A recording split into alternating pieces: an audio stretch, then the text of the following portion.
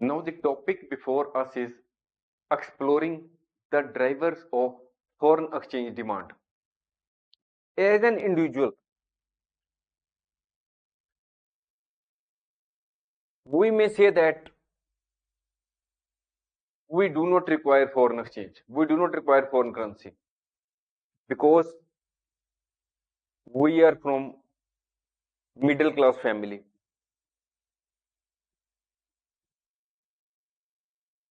We are not having surplus funds to make investment abroad. Our children are not studying abroad. If children are studying abroad, then there may be demand. We will have to send them money in foreign exchange. Our children are not studying abroad.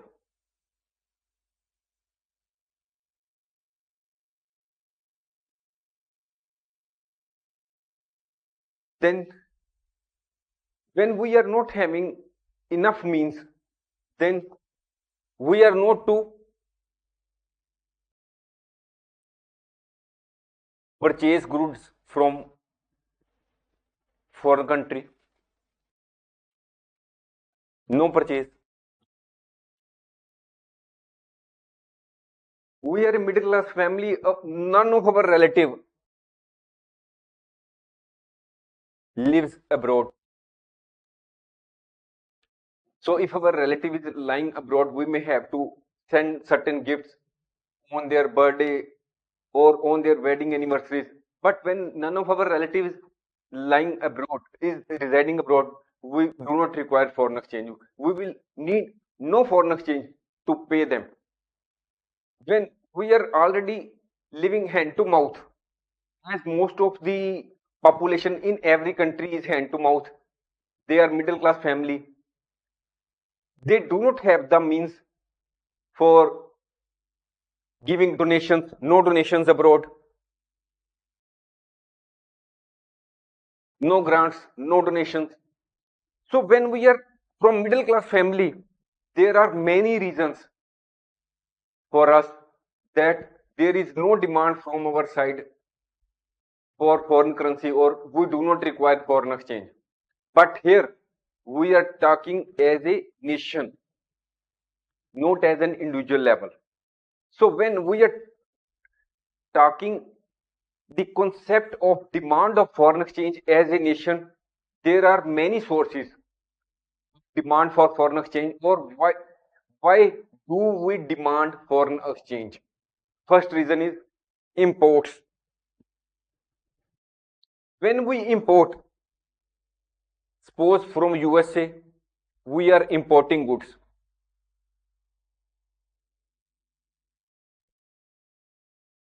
In most of the cases,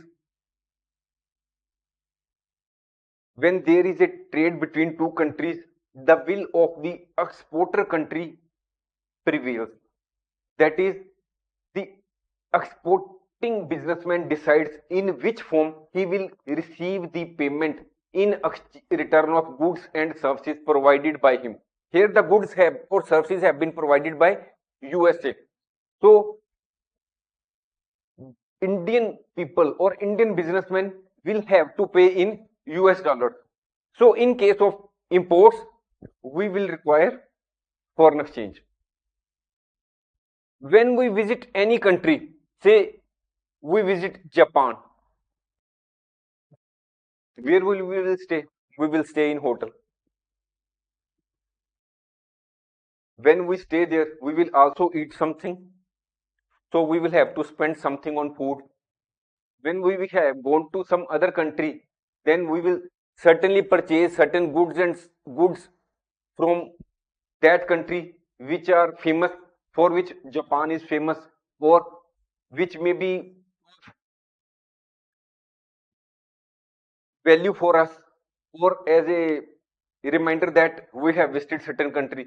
So for tour and traveling, we also require foreign exchange. When we are going from India to Japan, we will be requiring Japanese currency because in Japan, our Indian currency, which is Indian rupee, will not be accepted for buying or purchase those for buying goods and services, we will have to pay in Japanese yen. So we will be requiring foreign currency. Or then so in this way, in the case of tour and traveling, demand for foreign exchange arises. Third is repayment of international loans. It is possible that we have taken an international loan from Russia in the form of rubles, their currency, Russian currency. Then we will have to pay in that currency. Direct purchases abroad. We are a businessman. We are having sufficient money in the form of Indian rupee.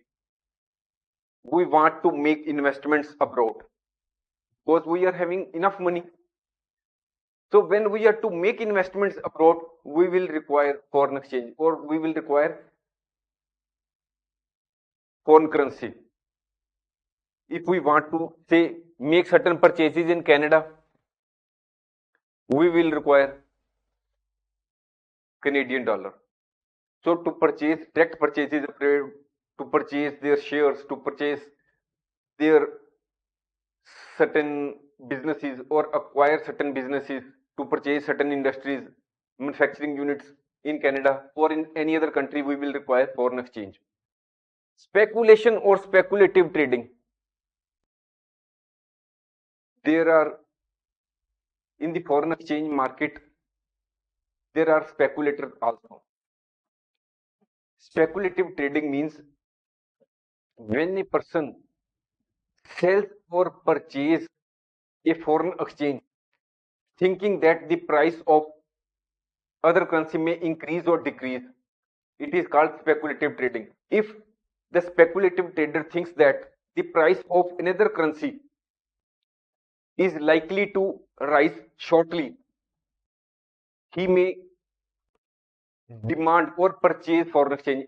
In this way, demand for foreign currency or demand for foreign exchange arises. Next is hedging. When we are to import from US dollars, suppose there is a businessman in India and he is importing goods from USA. At present, the price of $1 is something 82.83 Indian rupee.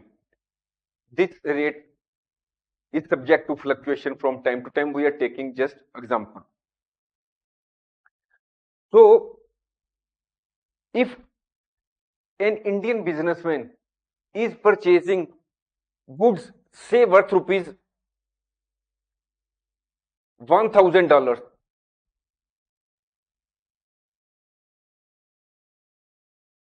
this is the present value.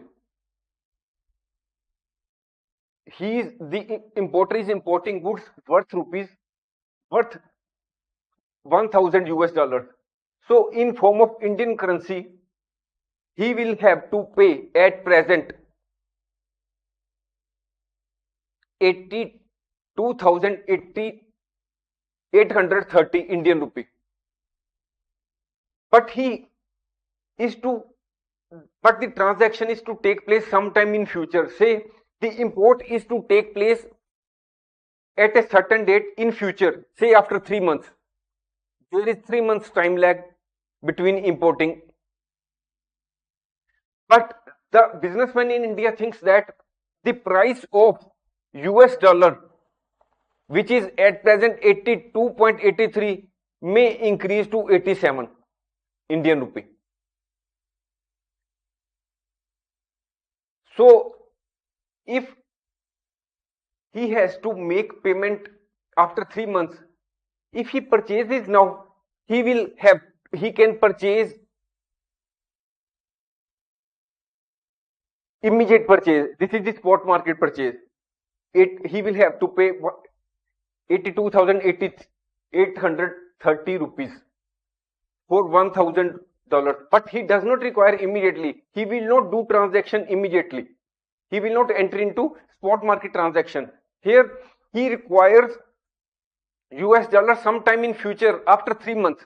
So he will enter into forward market transaction. We have already discussed spot market and forward market transaction in one of our earlier courses. So he may enter into forward market contract, that where the exchange price is determined at present. Say that the businessman agrees with the seller of US dollar that he will purchase $1,000 at the rate of $81 is equal to 84 Indian rupee in future. The rate is determined today, but the transaction will take place after 3 months. So here, when the businessman is thinking that the price of US dollar in relation to Indian rupee will increase, it may happen. So to avoid that risk, there is a difference of 3 Indian rupee per US dollar, which he thinks that he will have to pay extra if he does not enter into forward market contract. So hedging is also a source of demand for foreign exchange. Hedging is a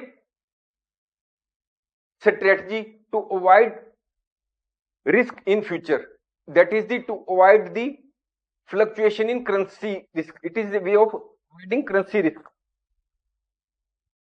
We also demand foreign exchange or foreign currency for sending gifts if our relatives are living abroad. If we have already discussed what are unilateral transfers. Unilateral transfers are one-sided transfers for which no return in the form of money or goods or services is there. Unilateral transfers are in the form of donation or one-time aid on humanitarian ground. So if we are to send unilateral transfers, we also require foreign exchange. We want to help some other country on humanitarian ground, then for that we will require foreign currency. If we want to give certain donations abroad, we will require foreign currency. So for all these purposes, we require foreign exchange or foreign currency. If our children are studying abroad, then they will be demanding money or demanding foreign exchange. If they are living in, say, Australia, they will be demanding Australian dollars. So we will have to buy Australian dollars so that we can send them. Now, demand of foreign exchange with the help of a curve.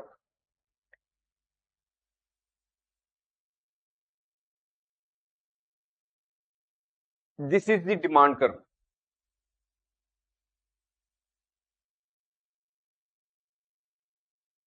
Of foreign exchange. Here it is the quantity of foreign exchange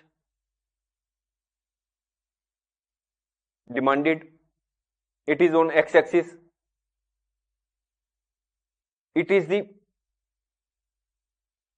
price of foreign currency in relation to Indian currency, or it is the forex rate, foreign exchange rate on y-axis. This is y-axis, this is x-axis.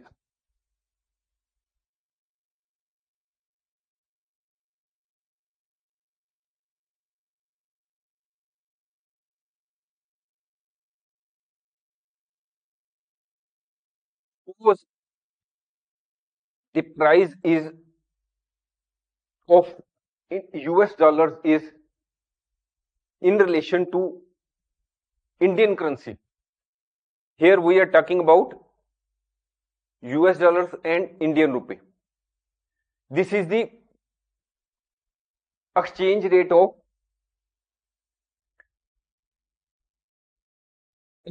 between US dollars and Indian rupee. So 1 US dollar, suppose at present, is equal to 83 Indian rupee. So this is the exchange rate. Suppose at this price, which is the 83 Indian rupee, the quantity demanded of foreign exchange is, say, 1000. This is one. Here we are to write 1000. 1000 units of or $1,000 of US dollars are demanded at 83 when the exchange rate is 83.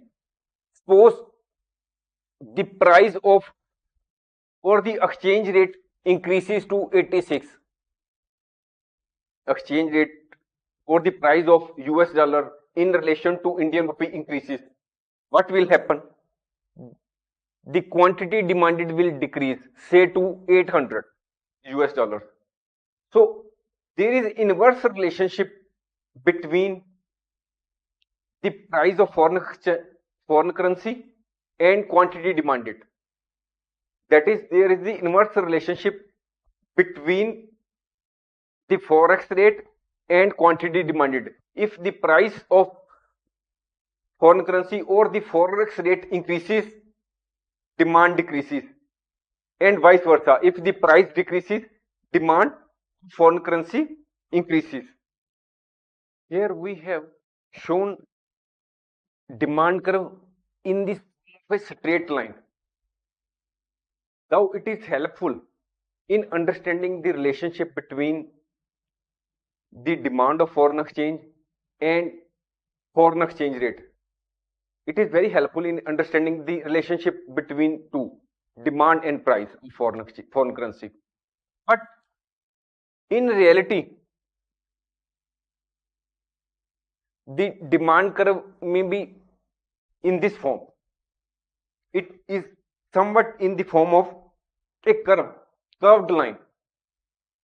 If we keep the demand curve in the form of a straight line, it means that for every proportional increase in price, there will be proportional decrease in demand.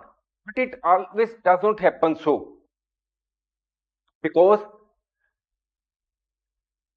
some goods are, for some goods substitutes are not available. For some services, substitutes are not available in the market.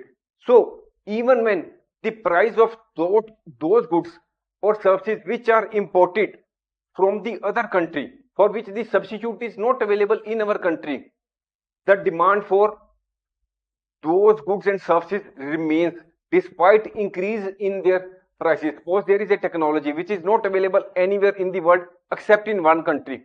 We will have to purchase or avail the services from a particular country. So the demand for foreign exchange in respect of that goods will remain. So the demand of foreign exchange will remain there. Sometimes there are certain people who are not concerned about what is the price of foreign currency. They will go in for purchase of foreign currency. So this is the also a form of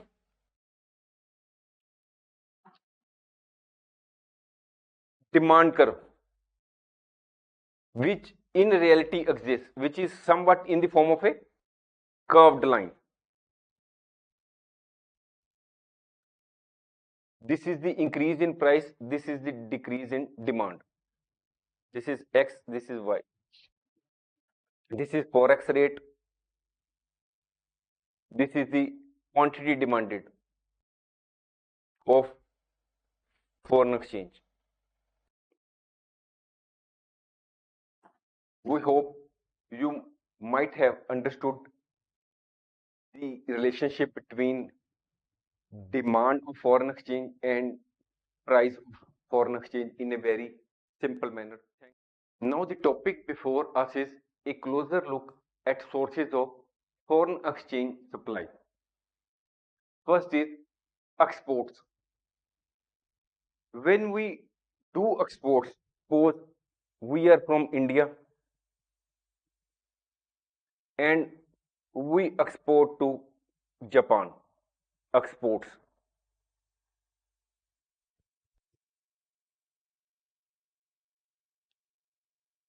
As already told that in the case of exports, mostly the will of the exporting country or the will of the exporting businessman prevails.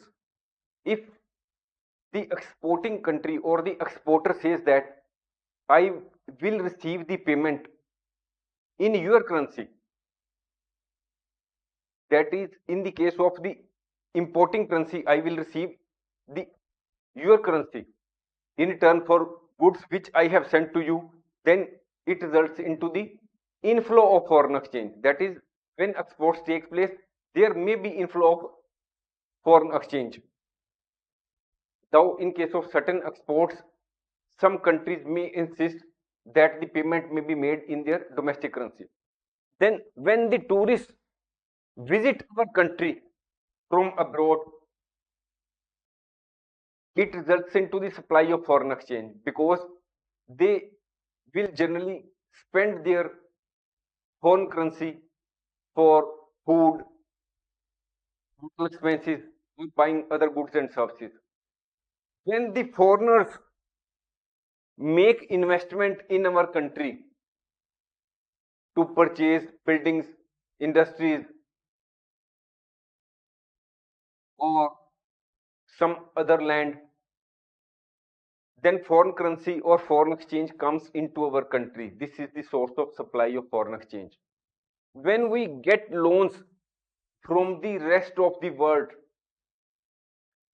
that is from other foreign governments or foreign banks, we may get loans. The foreign currency or foreign exchange comes into our country. There is supply of foreign exchange. Then there are persons who are from our country but working abroad. Their families are living back in the home country. So the workers of our country who are working abroad, they may be sending money to their families in the home country. So this results to the inflow of foreign exchange or supply of foreign exchange. Sometimes we receive grants and donations from abroad. It may be unilateral transfers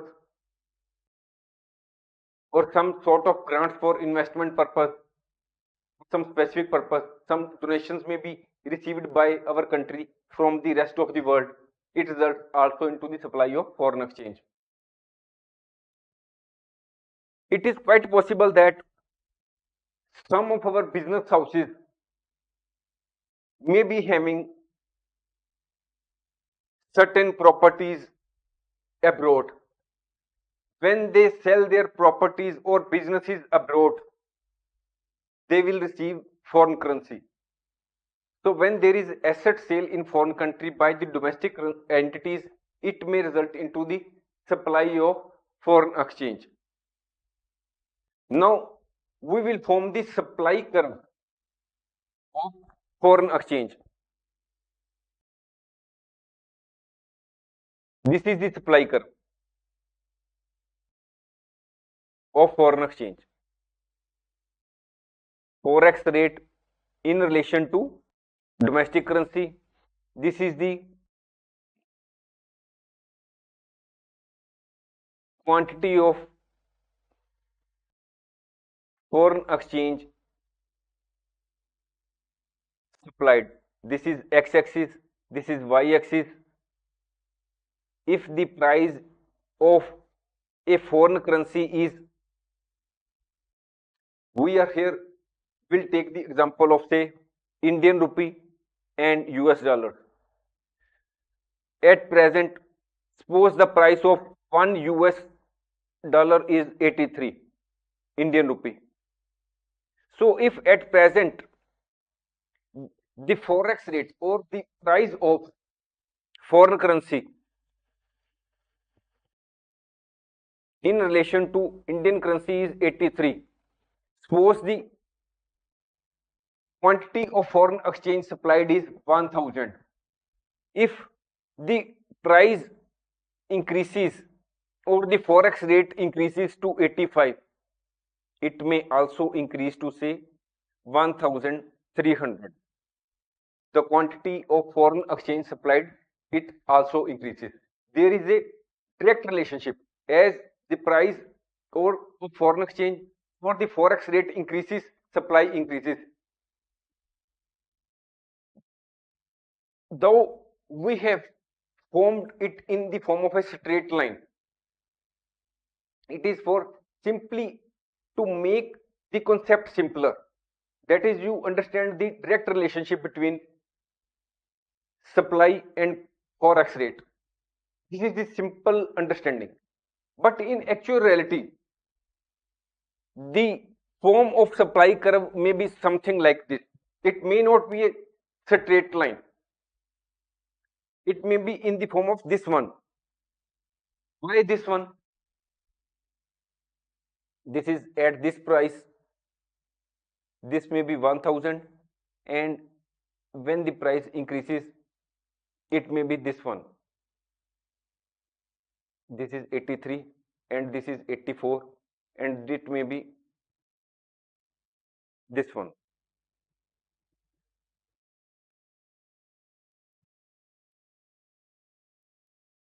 Why this is in the form of a curve? Supply curve is this one, because when the price of forex currency increases, exporter will receive more. For example, if there is a businessman who is supplying goods to USA for say rupees 1000 US dollars, if the price of the forex rate increases, for the same goods supplied, he will receive 84,000 rupees for the same goods. Goods supplied worth rupees US dollar 1000, he will be receiving more money in the form of foreign currency. So he will feel incentivized. So he will export more goods so that he can give more money in the form of currency, a domestic currency. As the price of foreign exchange is increasing, price of US dollar is increasing, but there is a limit to which the business production capacity can be increased by the business, or there is a limit to which the goods can be produced. So slowly and slowly, the increase in production or the level of the goods which can be exported comes to decrease. It may not increase after a certain point, or there may be decrease in the quantity which can be increased with the increase in price of foreign exchange. So this is the reason that though we normally take the supply curve as a straight line, this one straight line, normally it is in the form of a curve. It is important to note that supply curve as well as the demand curve, shape of supply curve as well as demand curve of foreign exchange, shape of both curves depends on the various factors such as government intervention, trade agreements between two countries, and speculative trading in the international forex market. Now the topic before us is your roadmap to understanding direct and indirect exchange rates. Foreign exchange rate can be quoted in two main ways: direct quote and indirect quote. To understand direct quote and indirect quote, we take an example. We are from India, and here the currency is, or the legal tender or domestic currency is Indian rupee. We want to visit some other country, say USA, and the currency of USA is US dollar, which is a foreign currency for an Indian. So in the case of direct quote of foreign exchange rate, direct quote comes as domestic currency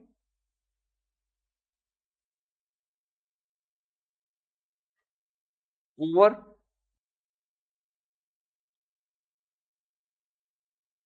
foreign currency. Domestic currency divided by foreign currency. When we are giving the direct quote, it means that how much of domestic currency is needed to purchase,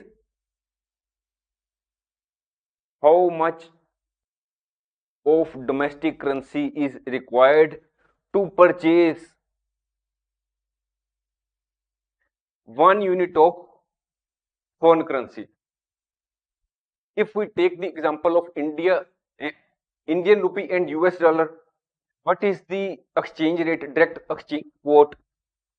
It is 82.83 INR, and here comes 1 USD.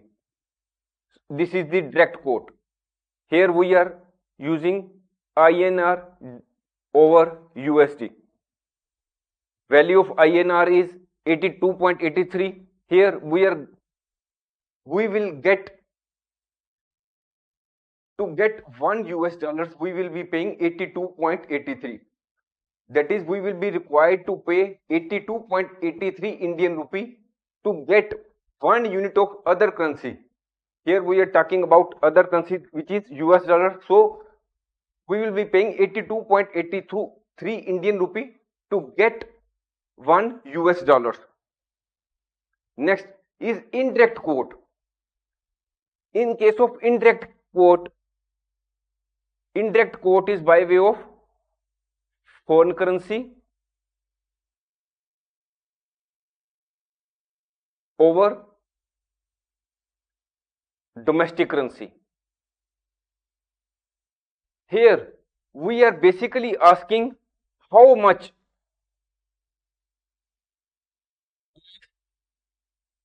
foreign currency can we buy, how much of foreign currency can we buy with 1 unit of domestic currency. Now here we are talking about Indian rupee and US dollar.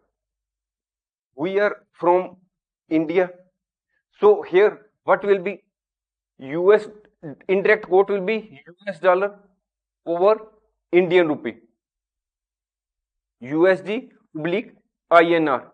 So what is US dollar is, here the what is the value? 1 US dollar is equal to 82.83. So here USD over INR, what will happen? It is 0.012. So with we can buy 0.012. We can purchase or buy 0.012 of US dollars with 1 unit of Indian currency or 1 Indian rupee. This is the indirect quote.